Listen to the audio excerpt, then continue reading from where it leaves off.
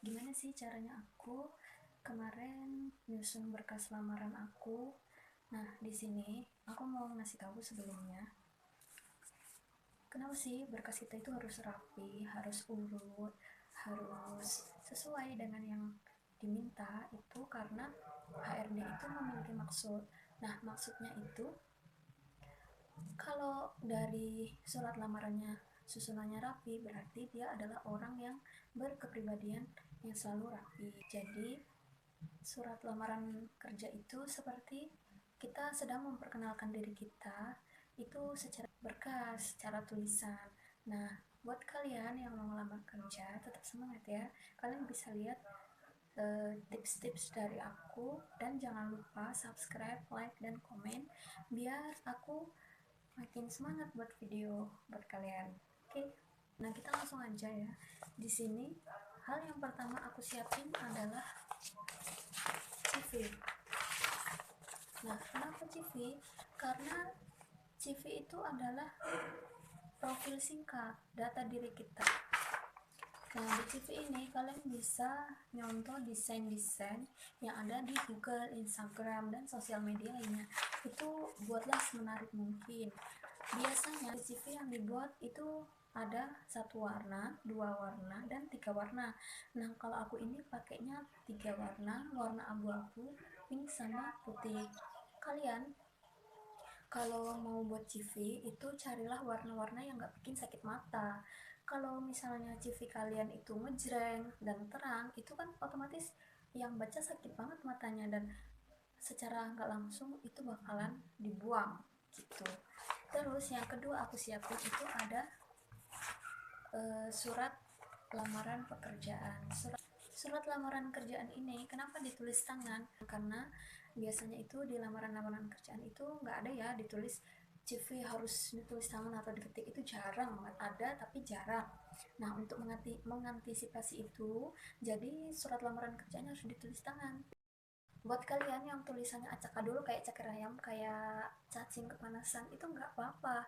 Karena apa? Karena ada dua karakter. Yang pertama tulisan rapi, dan yang kedua tulisan acak-acakan. Yang tulisan acak-acakan ini biasanya dia memang dilihat nggak menarik, tapi dia memiliki sisi lain. Nah, HRD tuh biasanya mikirnya kalau kalian tulisannya acak-acakan itu biasanya kalian tuh orangnya males, dan kalian pasti ada jalan buat nyelesain tugas secara cepat. Nah, berbeda sama tulisan tangan yang rapi. Tulisan tangan yang rapi itu biasanya dia itu kerjanya pelan tapi secara konsisten gitu.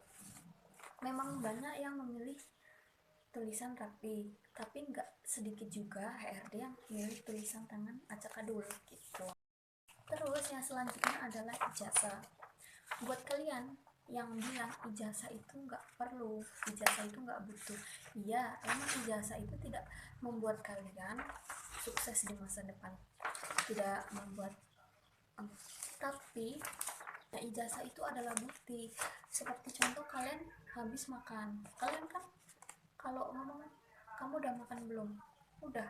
Nah, kalau jawabnya udah tanpa ada bukti piring kotor kan sama aja bohong. Nah, sebagai bukti bahwa kita itu sekolahnya lulusan apa itu ada ijazahnya.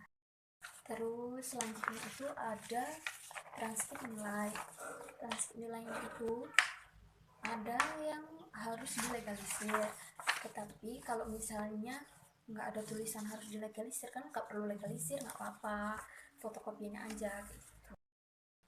Nah, terus selanjutnya kalian siapin itu akte. Nah, akte ini kalau aku selalu aku cantumin di surat lamaran kerjaku, tapi kalau kalian nggak mau pakai juga boleh. Kalau aku itu dipakai karena si akte ini itu memang jarang sebagai syarat, hanya perusahaan-perusahaan tertentu atau lowongan-lowongan tertentu yang dia itu syaratnya harus ada akte. Kalian jangan dipotong, Jadi KTP-nya itu harus satu lembar kayak gini. Biar apa? Biar nanti susunannya itu biar apa bisa disamakan sama yang lain. Kalau kalian ini dipotong, otomatis ini nanti ditaruh di bagian depan dan itu bikin jelek. Terus selanjutnya itu ada SIM C. Entah itu SIM C, SIM A, SIM B, SIM Z. SIM Z pun ya nggak apa-apa. Itu menandakan bahwa kalian itu perjalanan ke tempat kerja kalian itu jalan kaki, naik sendal, atau terbang. Nah itu gitu. Terus selanjutnya adalah surat kakak. Si kakak ini itu mesti dan wajib selalu ada di berkas-berkas lamaran. Karena apa? Karena nggak mungkin kan kalian itu nggak punya orang tua, ya pasti ada orang tua. Nggak mungkin kalian tiba-tiba nongol di dunia ini berkat tumbuhan yang berbuah, itu nggak mungkin. Jadi harus ada kakak. Terus selanjutnya adalah sertifikat tambahan. Nah buat kalian yang daftar kerjanya itu nggak satu jurusan, itu kalian aku saranin cantumkan dua aja sertifikat tambahan, yaitu sertifikat bahasa sama sertifikat komputer. Selain itu kayaknya nggak terlalu penting deh kayak gitu. Tapi kalau kalian mau nambahin sertifikat yang lain juga nggak apa-apa sih. Kalau misalnya kirimnya hard copy, kalau ngirimnya berkas fisik itu nggak apa-apa, nggak kelihatan banyak. Tapi kalau kirimnya lewat email itu bikin ribet kalian karena filenya terlalu besar. Ya kalau memori HRD-nya pas download CV kalian itu apa masih muat. Nah kalau memorinya kecil kan nggak mungkin, otomatis saingan-saingan kalian itu ada file-file yang lebih kecil dari kalian. Pasti HRD-nya itu lebih milih file-file yang kuotanya itu lebih kecil, yang ukurannya filenya itu lebih kecil gitu. Terus selanjutnya itu ada foto kalian bisa pakai ukuran 3x4 atau 4x6 dan itu harus dua. Nah selanjutnya yang harus kalian siapin itu adalah ini, kelihatan nggak sih, ini itu buat apa, naruh di atasnya biar tambah rapi, biar berkas kalian nggak kemana-mana dan sekali ambil kayak gitu. Kalau nggak ada ini, kertas kalian tuh mesti nanti ada aja yang ketinggalan kayak gitu. Terus selanjutnya yang perlu disiapin adalah ini, kalian terserah ya mau milih map coklatnya itu yang model tali, benih, apa lakban, terserah. Kalau aku itu milih yang bertali kayak gini karena apa, biar HRD juga berusaha ya buka surat lamaran kerja ini. Masa kita doang yang berusaha masukin lamaran, dia juga harus berusaha nyeleksinya itu yang benar-benar gitu. Kadang itu memang HRD itu milih karyawan itu random, nggak sesuai sama berkas lamarannya. Jadi dia itu pertama yang dilihat itu adalah foto ya, foto. Kalau dia cantik otomatis dia termasuk kandidat yang bakal masuk. Terus yang selanjutnya itu adalah pengalaman. Buat kalian yang nggak punya pengalaman atau fresh graduate, itu nggak usah khawatir. Karena apa? Karena kalau kalian fresh graduate dan kalian mendaftar ke perusahaan baru, pasti di situ itu kalian bakal diajarin dan bakal dikasih tahu budaya di situ apa aja, hal yang harus dilakuin itu apa aja. Kalian bakal dikasih waktu untuk belajar. Nah selanjutnya adalah mari kita tata di sertifikat itu, taruh di bagian belakang. Nah selanjutnya setelah sertifikat di bagian belakang itu taruh SIM, habis SIM itu KTP. Nah setelah KTP masukin si kakak. Nah kepala kopnya ini, kepalanya ini hadepin di sebelah kanan, jadi ada di sebelah kanan. Terus selanjutnya adalah akte. Pokoknya akte itu boleh kalian tambahin, boleh enggak.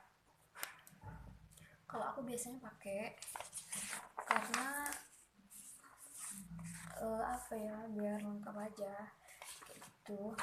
Terus ini apa, transkrip nilai, habis itu ijazah, lagi-lagi kepalanya taruh di bagian sebelah kanan.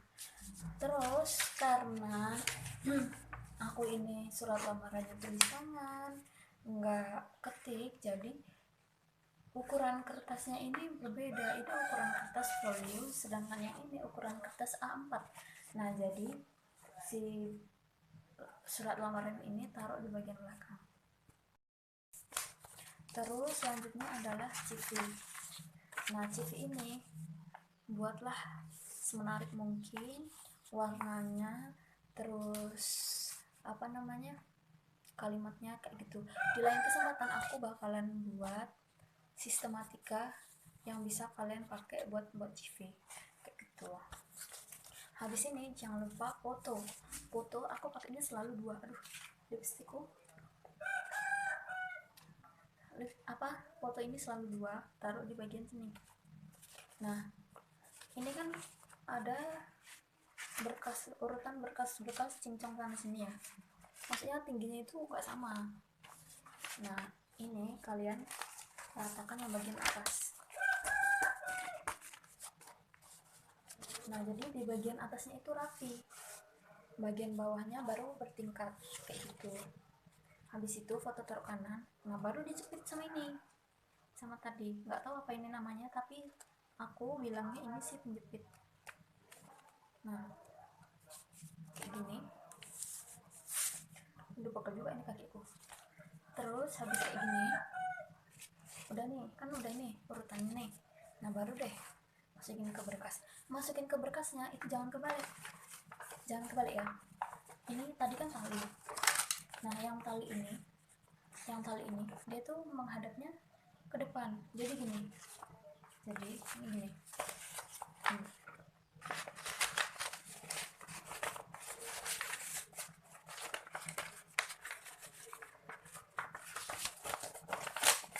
Nah, terus kalian tali deh.